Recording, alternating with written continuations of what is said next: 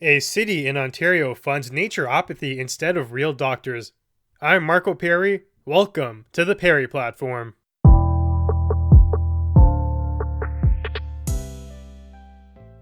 Cornwall, a city in Ontario, played themselves, and that's really the most accurate summary of this entire situation. They agreed to spend $45,000 of taxpayer money on a naturopathy clinic. The reason behind this is they have a supposed doctor shortage. Presumably, you would look to attract more doctors given that, but these guys took an alternate approach. An alternative medicine approach, really. They're trying to establish practitioners of pseudoscience and madness instead of real doctors. But before we get too deep into that, let's just start off by establishing what exactly naturopathy is. It's already a mouthful to say. So, it's really a form of alternative medicine and healing. It's largely based on superstition and outdated beliefs, though. This is why it gets labeled as a pseudoscience.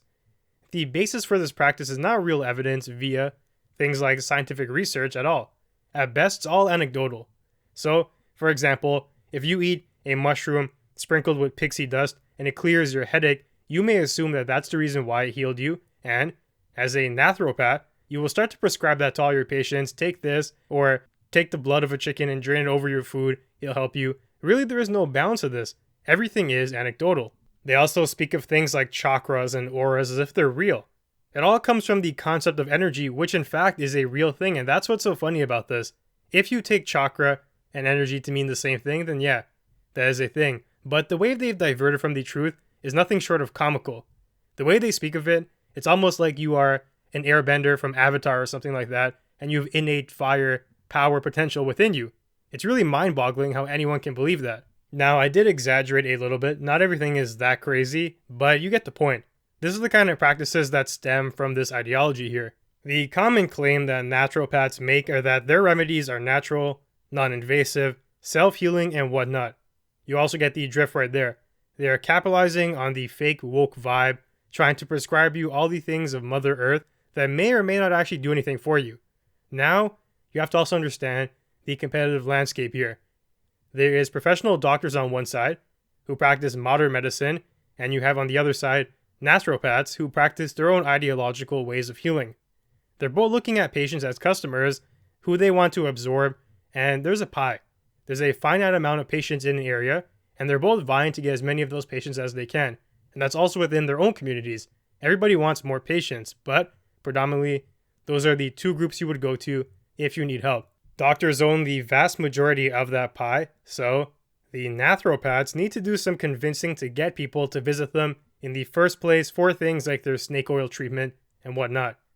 So typically, these guys, the naturopaths, they push notions against modern medicine, such as surgeries and vaccines. Some of them will deny this, but it is a common rhetoric to find on many naturopath-type websites, and even the girl in question here, who was opening up this clinic, she has the ideology that vaccines are not something that everyone should be taking. They advocate for anti-vaxxing, usually, not all of them, but it is a prevalent ideology, and they push hysteria that leads to mass plagues resurfacing, like polio, and we've seen this happen in Canada.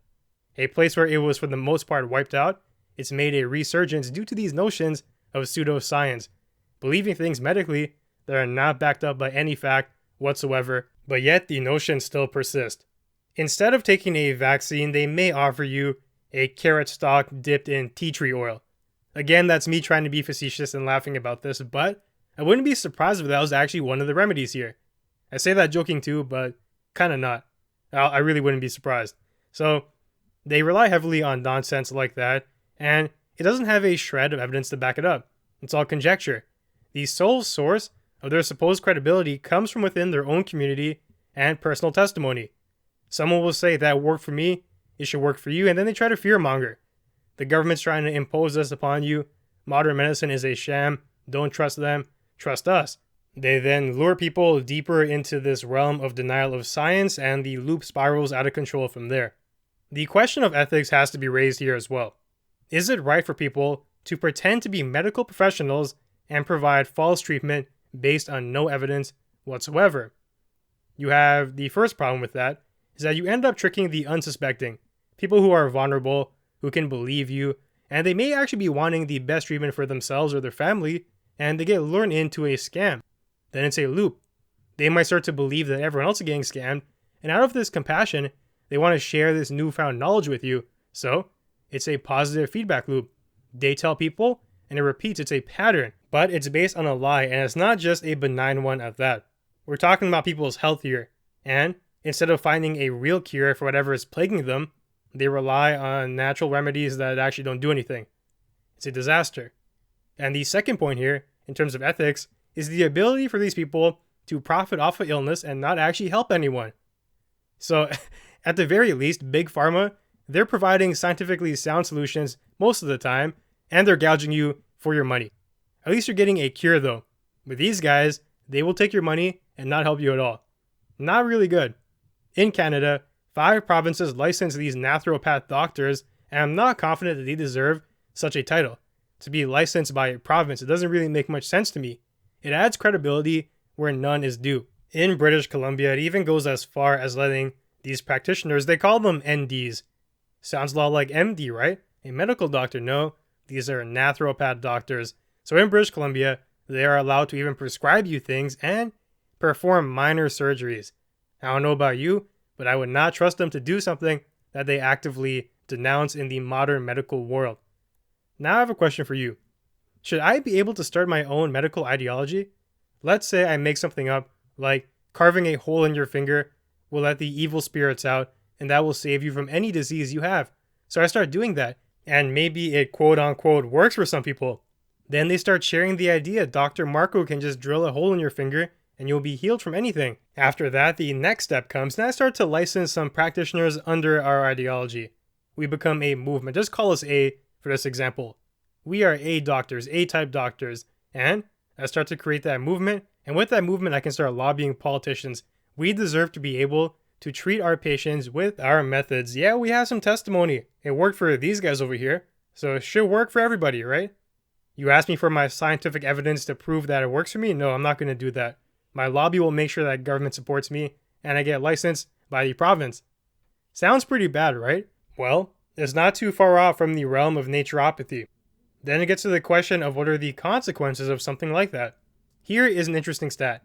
According to advisory.com, students at Yale conducted a study and found that these alternative cancer treatments were linked with a 250% higher risk of death. In other words, someone going to a doctor, if you can even call them that, who practices these natural remedies for things like cancer, they are 2.5 times more likely to die at their hands when compared to a modern medical professional. Is that surprising? No, it's not. Why does it happen though? Well, there's really 2 possibilities. Maybe the doctor themselves is so deranged that they actually believe in what they're doing.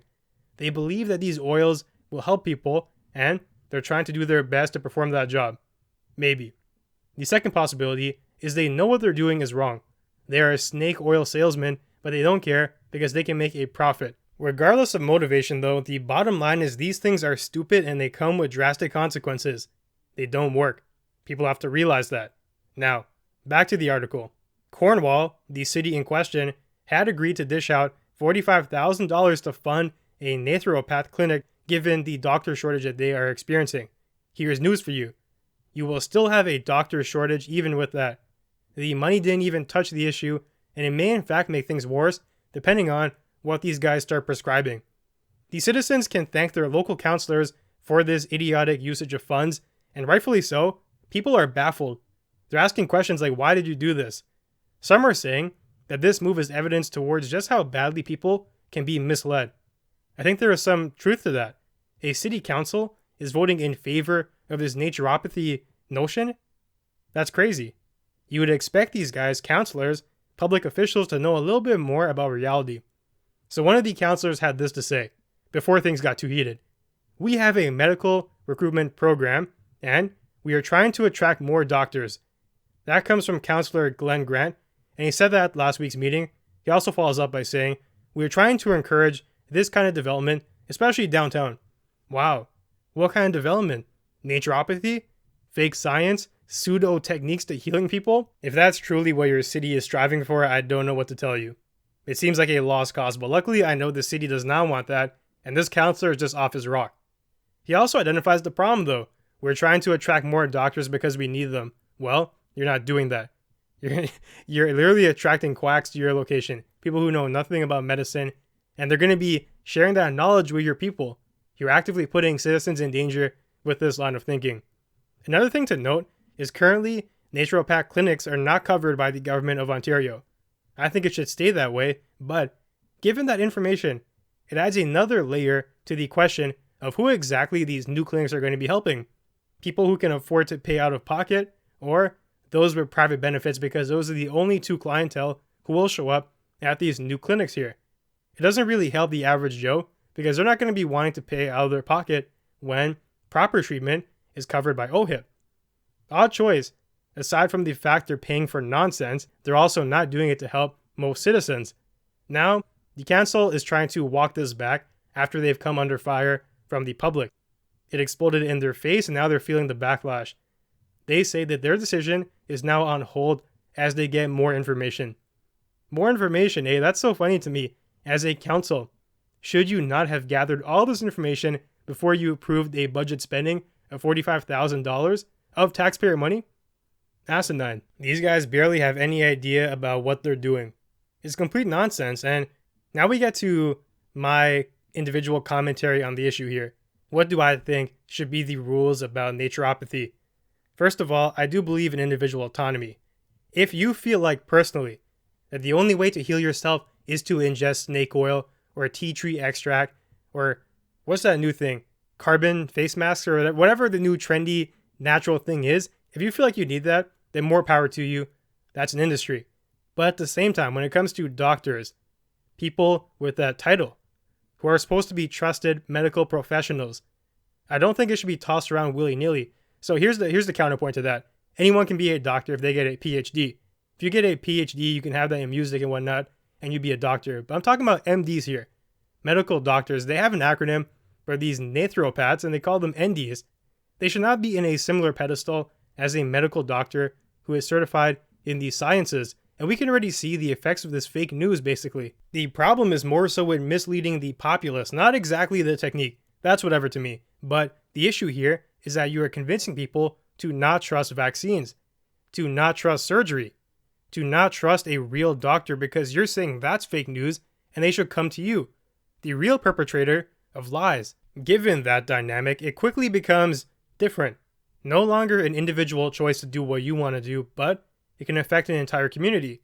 When you choose not to vaccinate your child, it puts the other children in your school, in your community, at your church, wherever you go, in danger as well. Some children cannot afford to be vaccinated due to health issues and they are relying on herd immunity. If you are vaccinated, then they don't have to be because you guys are all going to be safe and their medical complications don't matter. But when able-bodied children start refusing a vaccination due to pseudoscience, it complicates that and puts those kids in danger who want the vaccine but can't get it. It's irony and it's crazy. Then you also see right here, a city council is bamboozled to the point of spending $45,000 of taxpayer money on these naturopathy clinics that don't do anything when they have a shortage of doctors. They simultaneously do not tackle the problem, and they might make it worse given these wacky treatment options. I'm thinking back to the cancer stats that we gave out. 250% more likely to die. Imagine the patients who had to go through with that to make sure that the data from the study was collected. Some people actually went into these clinics willingly with cancer that was supposedly treatable, and they falter at the hands of these practitioners at astounding rates, 2.5 times more likely to die with these pseudoscience practitioners versus a real doctor. That's not good. And I can imagine too that the patient may have had no blame on their part. They may have been misled. They may have actually thought that what they were going to was going to save them, not knowing the reality behind it. Given that context, I think the government has to step in. That's not right. As I said, at the individual level, if you want to do this, then that's fine. But when it reaches the point of brainwashing society, that can't stand. Especially when they're trying to act like it's true, it's not. It has to be advertised. This is pseudoscience. There is no facts behind it. If you want to believe in wacky ideology, that's fine. More power to you. Don't ban the ideology, but you have to allow the truth to surface. And in this context too, it affects far more than the individual. It's a community effort. So now given this context of Cornwall, I fully expect the councillors to roll this back. all the heat they're getting, there's no way they continue with it.